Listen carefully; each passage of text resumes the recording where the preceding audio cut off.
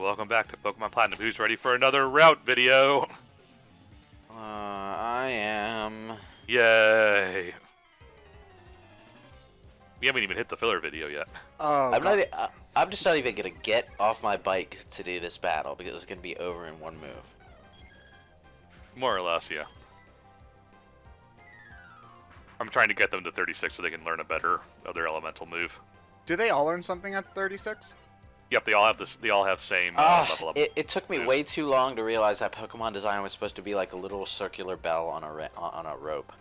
Yeah, so it was a pre-evolution made for a Gen 3 Pokemon called Chimecho, which is like one of those Japanese, a Pokemon based off of one of those Japanese, like, wind chime things with the hanging cloth and then the bell on the top. I don't know why they gave it a pre-evolution as opposed to a normal evolution.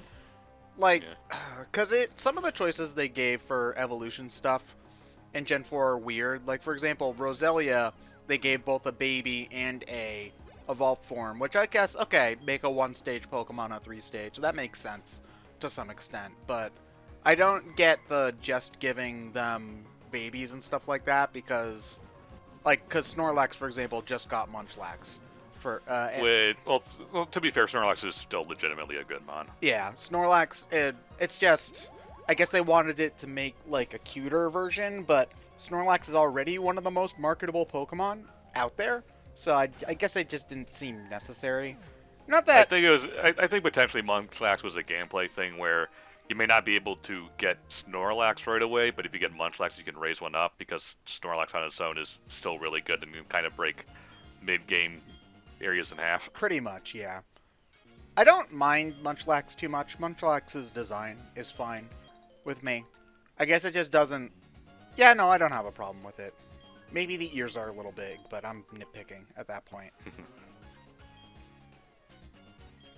Oh, God. So, okay, if we're going to talk about nitpicking, I can't stand the Gen 4 instruments. Like, the sound quality for it. It's just, I've never really liked the way this sound set has sounded, I guess, and maybe it's just me. I don't know. There are a lot of people who... Coming off of Gen 3, I still think it's better than that. It's better than that, but the sound is just much fuller in Gen 5 when you compare the two. And I also just think there's no comparison when you look at the quality of the songs themselves. Because Gen 5, I think, has arguably the best soundtrack in the franchise, and Gen 4's OST I find to be mostly pretty forgettable. And I think part of it is because a lot of the songs sound pretty empty. There's not a lot of stuff happening outside of, like, the percussion, bass, and, like, a main melody line. That's it, you know? There's not a lot of interesting stuff happening in the background of each song. So that's just, I mean, granted, music is pretty subjective, so that's just my opinion on it, but aside from, like, the Dialga Palkia theme, I've never really been able to jive with most of the soundtrack in this generation. Even Cynthia? No, I find Cynthia's theme to be pretty generic and not that interesting. I mean, granted, I'm also don't really like Cynthia as a character. Yeah, I kind of get what you're saying, and this is going to be a weird thing to bring up in this context, but a lot of the time I have a similar problem with Final Fantasy VII. And you know Final Fantasy VII sort of carries itself on how good the compositions are, but there are some tracks I just can't get past, like One Winged Angel, which doesn't actually sound good in the game. You have to listen to the orchestral version for it to sound good. You know what? I can understand that for sure. I think it's, you know, I'm thinking of a couple of the tracks, and, you know, I think the tracks that the people remember a lot are somewhat exceptions. Like, I think some of the tracks are mixed really, really well. Like, oh god, I don't remember what the name of it is, but it's when you're fighting Sephiroth Phase 1. I think, like, that mix is Birth of a God. Birth of a God, yeah. I think that mix is really good. But some of the other songs, like particularly some town themes, can feel a little bit empty. Yeah, I can see that. A lot of the mini games are kind of basic too, in terms of compositions for that game. Yeah. One of the things that I'm really looking forward to in the remake is hearing all of those. I want to say the weaker tracks redone. I mean, we've heard redos of the stronger tracks that everyone knows all over the place. They're all over the place, but just the basic town themes and the field themes and stuff. Yeah, that I think will be really cool. I wonder how much they're going to change it because I feel like people. If they're doing like full-length games off of small portions of Final Fantasy VII, they're probably going to add music more so than change it.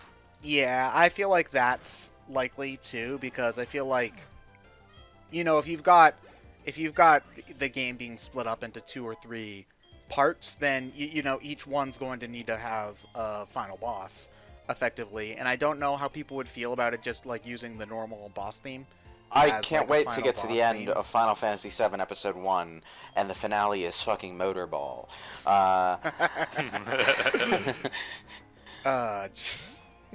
Jesus. That's the final boss of the Midgar section, Motorball.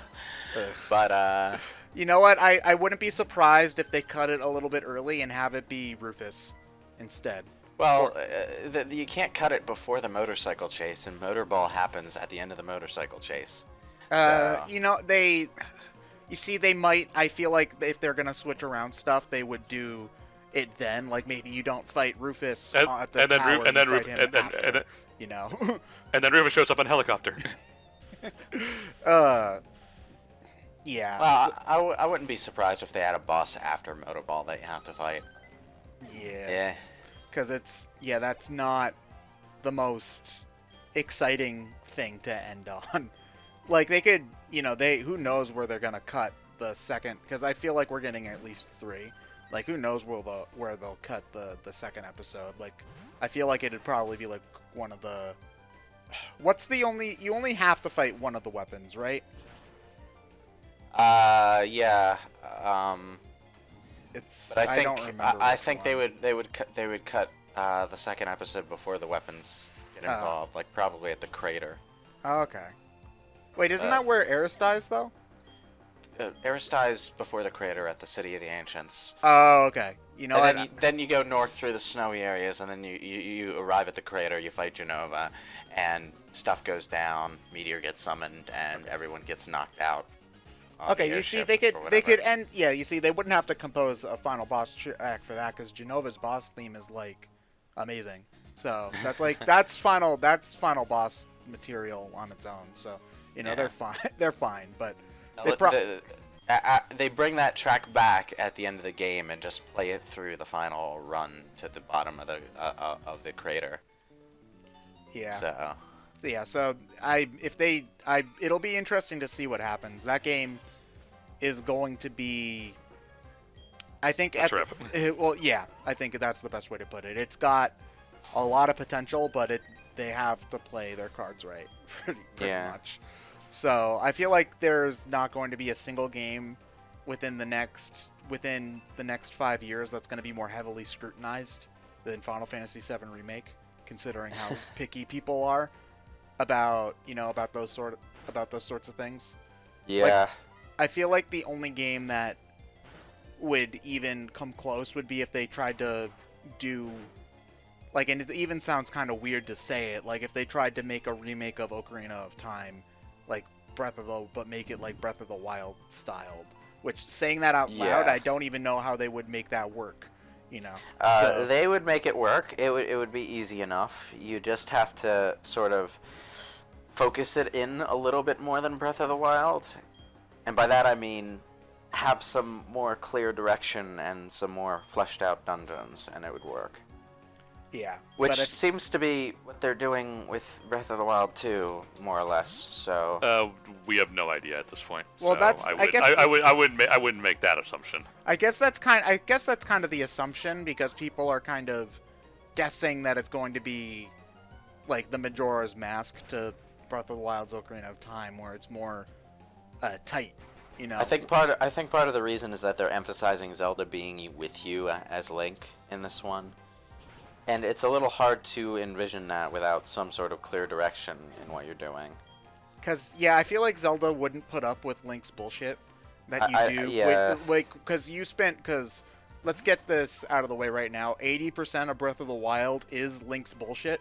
Because it's, you know, if you're playing the game, it's meant to be played. You're jumping off of shit, jumping around, cooking crap, you know, finding cute little wood spirits, you know, and just... My favorite one of that is, it was a comic of Zelda just sitting on a log, Link spinning around like an idiot, and then just bombing it. And then, you know, in stasis, and then the log just gets sent flying with Zelda and Link on it, and Link's standing on it like a mercenary Tao from Dragon Ball. Zelda's just hanging on for dear life. Yeah. You see, that's, I think, the thing I'm most excited about in a sequel is more powers. Like, more stuff like the stasis and magnesis and stuff like that. Because that was the most fun part, is you have... Instead of having a bunch of tools that only have like one context, you have a small amount of tools that you could use wherever the hell you want. And having I think the hook shot could be used for stuff like that if they played their cards right. So I think that could be something they add. If they wanted to change the climbing, then yes, I think that would be good, because that would be a great quality of life thing to get like mid-late game. Is just okay, I don't feel like climbing. Zoop. the hook shot, if it were like... If it were consistent with the you can climb everything rule, could basically just hook shot onto anything. Yeah, like make a shortcut up a wall, like a decent distance up a wall already or something. You would literally be Spider Link. That would be... I'm kind of imagining like being able to like hook shot to something and then let go mid hook shot and then use it to like catapult yourself, if that makes sense. Like, sure, add a power that slows down time when you're aiming the hook shot. So you could bullet time your way up walls. Link just gets a gun. You know what? He has a motorcycle already, so, you know, we're just a couple of... And he can slow down time, sort of, when he does, like, his midair arrow shooting thing. So he's basically just 2 steps away from being medieval Neo. So, you know what? Screw it. He discovers he's in a video game. I think that was a thing that Aloy could do in Horizon Zero Dawn as well. Is like that was shoot a in the air weird and slow down time. It's like you have to be in the air to slow down time too. It's like by the power of drama. Yeah, because nobody wants to have a dramatic slowdown to aim your shot when you're just standing. There's no tension to that. What it basically means is that it's easier to aim if you jump right before you shoot. Oh, they want to make it so you can aim while in the air instead of falling quickly and trying to aim. Yeah, I know. But but mechanically it results in a situation where you can be on a completely flat terrain, and if you want to take advantage of the time slowing mechanic, you can jump and quickly pull out your bow before you land and slow down time. When I have a free 100 hours to spare, I should get Horizon Zero Dawn, because that game's like $12 now. So it's also fucking fantastic. So oh yeah, no, I'm sure it's an amazing game, because it's definitely worth the $12. Like, it doesn't really do anything new, but it's an interesting combination of existing mechanics that are refined and expanded on.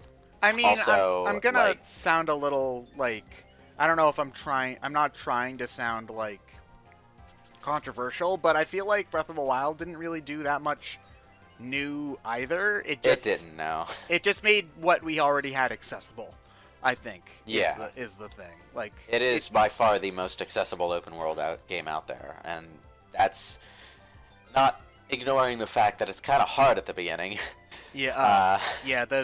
The first, like, the Breath of the Wild I describe as a game that an easy game that you die a lot in early. It kind of has that thing that a lot of old RPGs do, where it's really hard in the first hour or two, but then you get kitted out, and it's the Metroid problem. Yeah, pretty much. Like, oh god, early like I remember when I was, because Metroid Zero Mission came out like 2004, so I was like 10 at the time when I played it. And I mean, granted, I know that Zero Mission is now considered like one of the easiest Metroid games, but when I was, like 10 years old, I wasn't good at that kind of game, and I remember you start with so little health that I would always. And you don't even have the long beam. It's just the dinky original Metroid short beam. Yeah, and so I'd just like go in and out of rooms and then kill the easily killable guy in one of the rooms in order to get a drop, but they don't always drop health, so you have to keep on doing it, and then you generally only get the tiny little health, and then sometimes you do get the big health, but while you're trying to go get it, Like one of those little swoopy guys come in and hit you in your face, and then you lose all the health that you just spent the last 3 minutes trying to get, and I hate it. Like, I'm not gonna lie, now that I've discovered the 2D Metroid-styled Castlevanias, I appreciate Metroidvania a lot more than when I only kind of knew the 2D Metroids, because not that Metroid's bad, but some elements of it as a casual player feel kind of clunky. So, Yeah, like maybe I will clunky is definitely not grant you the that. not the right word, but it's definitely not as smooth as the Castlevania kind of stuff can feel a lot of the time. So,